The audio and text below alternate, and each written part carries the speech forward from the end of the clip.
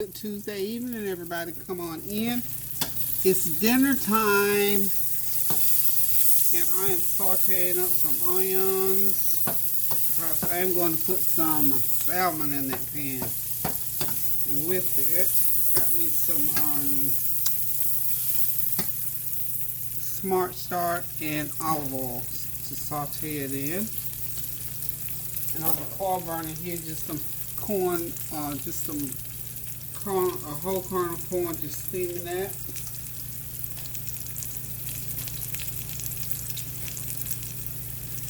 This meal is going to be for Kareem and I. Now my fish, I'm just going to sprinkle a little bit of onion powder on it and Tony chocolate seasoning, and Kareem's I'll put some adobo seasoning on because he can have a little bit of salt. You know, actually, salmon doesn't really need any salt on it.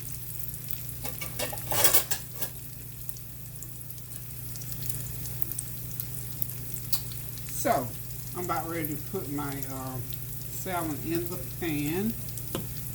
I'm just going to leave his whole, he's going to eat that whole piece right there. And I'm just going to do a half. These are 1 pound pieces of salmon, so he'll eat that whole piece. And I'm going to make some garlic bread and a salad.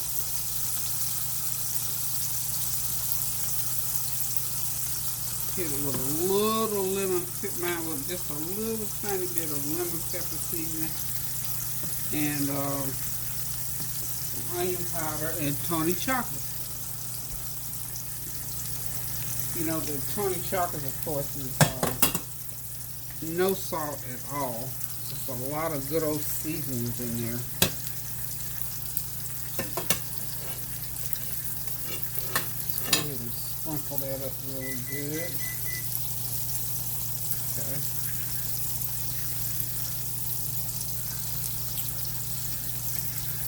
Hope y'all are having a God-blessed Tuesday evening. We are yet praying and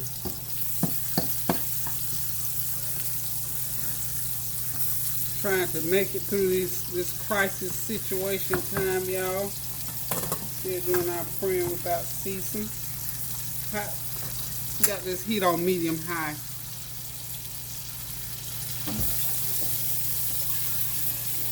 Y'all excuse me, I'm on the other side of the room here for a minute.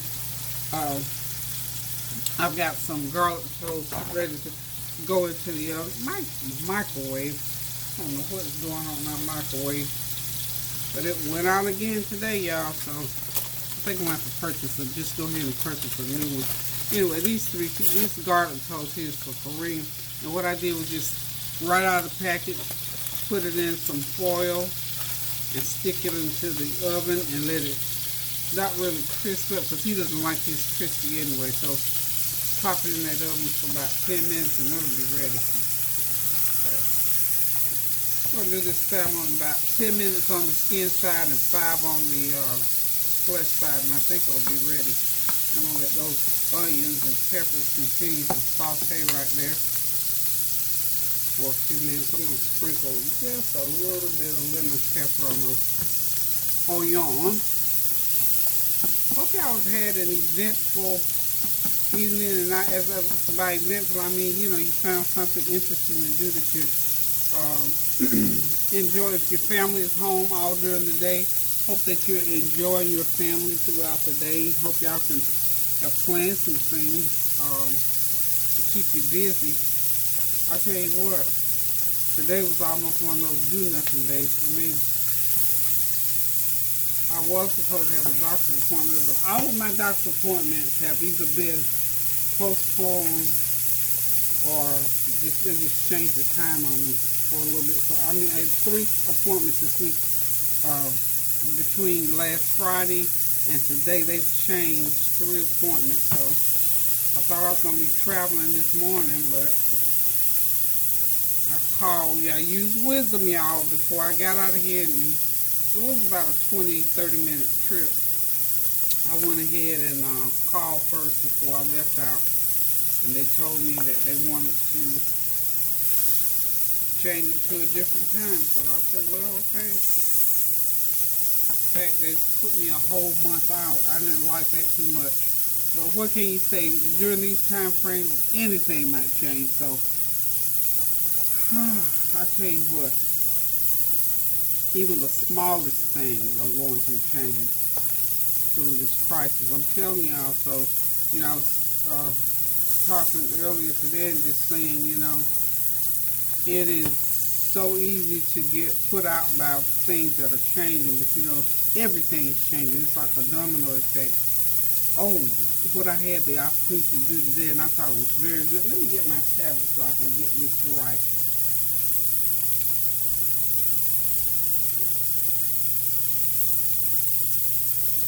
Okay.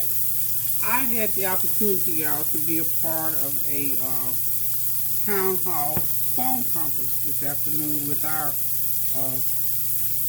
Senate person, Mr. Tillerson. He did a super job. I was really impressed. He did a good talk about like the state of what's going on here in North Carolina, the state of North Carolina, and the people on the call had the opportunity to. I'm flipping this fish over. I don't want to dry it out. I'm gonna flip it over. Ooh, that smells good. You know what? I gotta get me some dry garlic powder because I'm out of dry garlic powder. I'm gonna go ahead and take my onions out of the pan. Hang on one sec.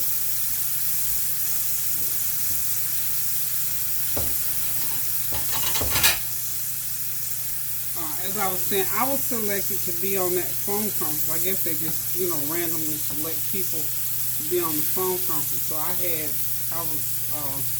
in fact, I felt real good about it because I got some good information. Got a chance to listen to Mr. Tillerson talk about what was going on in North Carolina. And in fact, we had, I live in Wayne County, and so there were like 3 or maybe 4 people even that asked questions in Wayne County, and I felt good about that. I almost was going to ask, but I thought, no, you know what?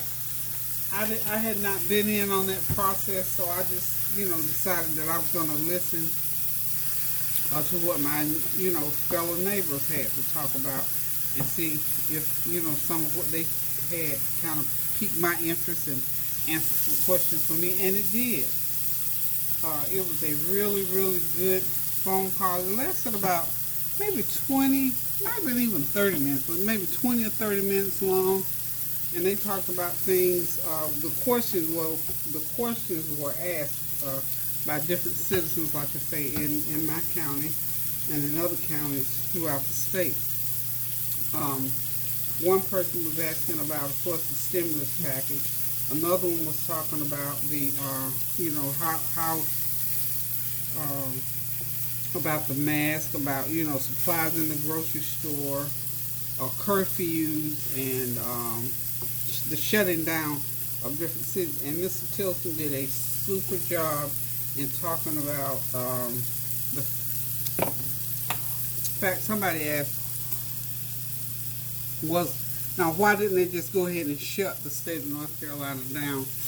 And he responded by saying, well, it's not just that simple, because when a state or city or municipality or whatever is shut down,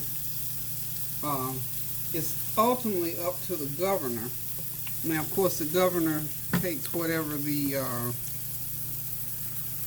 the local officials say and take that into account. And if there's a need, of course, he explained that's exactly what they would do. He said, but it's just not, we shut down because somebody else shut down. Is pretty much what he said.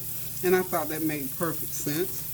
And he was just saying, this thing, of course, is being handled according to the people that are being tested, and so on like that. And then the discussion about the food in the stores was that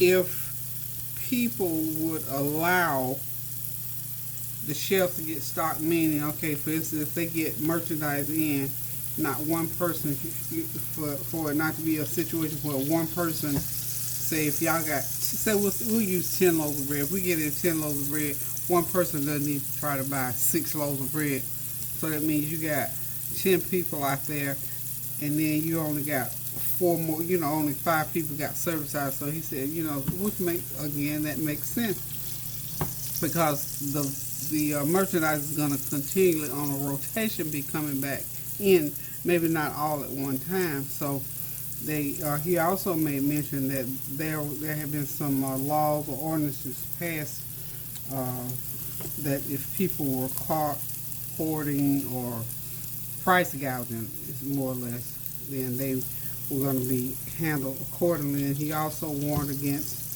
scams, meaning for the stimulus checks, because there were some scams out there. He made it very clear nobody outside of the federal government or the U.S. Treasury Department was able to issue checks. So don't be taken in by anybody that calls you up and say, well, I can help you, get your check quicker, or I can get your check for you. He said that is not happening. That's not so. It's just not true. So he said just to be aware of that. And, oftentimes people run scams where money is concerned. So he just gave some good information, and I was excited about it. I listened very attentively. He gave out phone numbers and names for specific situations. Like someone, for instance, asked the question about if you were a person that did not have to file taxes because of your income bracket, would you still receive a stimulus check? And so he didn't want to give a definitive answer. So he gave that individual a phone number to call so they could specifically answer that question, because at the time, he just said he just didn't have that specific answer at the time.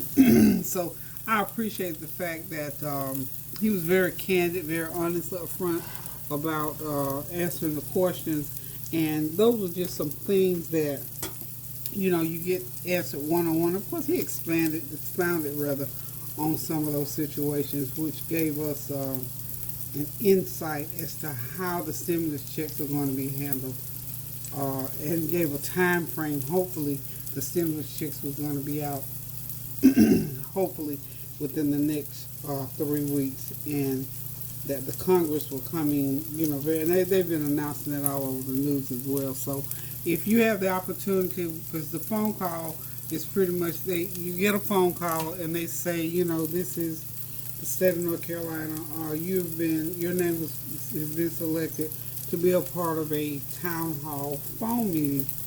If you like to be a part of this meeting, press 1 or 3 or whatever it was. So I pressed the appropriate number, and I was part of that particular town hall meeting. And again, I appreciated it so much. I got a lot out of it. Excuse me again. I took some notes so that I could, go back and look over it later on. Okay, that first piece is out of there. My piece is out of there. Isn't that wonderful looking? And like I said, I got the garlic bread to go with it, and some corn. I'm going to set that right there. Get the skillet off, and I shall return in 1 sec, y'all. I got to go do a couple of things before we get this on the table. Okay, y'all, dinner is ready. I'm ready to eat. Kareem's plate with the corn and the fish, sauteed salmon, and sauteed onions, and some sweet creamy corn, and of course his garlic bread right there. And there's my plate on a bed of lettuce. I have my salmon with some avocado, and of course the onions, and just a little drizzle of balsamic vinaigrette and a little bit of honey mustard. And of course y'all know I got my salsa to dip my one breadstick in. So listen, this is a quick, easy dinner.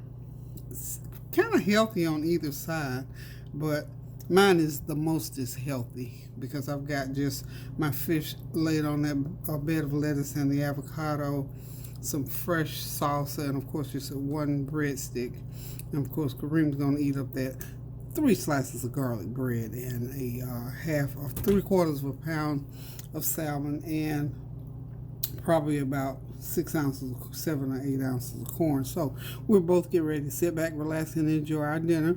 light for both of us, really, actually. But this is one of those 30-minute meals, y'all. So if you don't feel like getting in the kitchen, spending a whole lot of time, that's all you got to do. Just grab you some fresh salmon, chop you up some lettuce, some avocado, some salsa. I know you got some salsa hiding in that refrigerator, and heat you up one of those breadsticks, or no bread at all, or if you want garlic bread, whatever your diet will allow you to eat. So anyway, thank y'all for tuning in with me, for watching me while I cook. Hope y'all were cooking right along with me, and most of all, thank you all for continuing to stand in prayer with me as we go through this crisis, and as we continue to pray for our healthcare workers, our food service workers, and all the service workers that are continuing to work to keep all of us supplied with what we need. And as the days grow, hopefully more and more of us will gather together and pray and take heed to all of the advice and warnings of our healthcare professionals and for our leadership. So until I decide to cook again, y'all, keep those prayers going up now so the blessings of the Lord will continue to come down. And until I decide to cook again, love you guys. Thank y'all for encouraging with me, praying with and for me, and standing in the gap with me.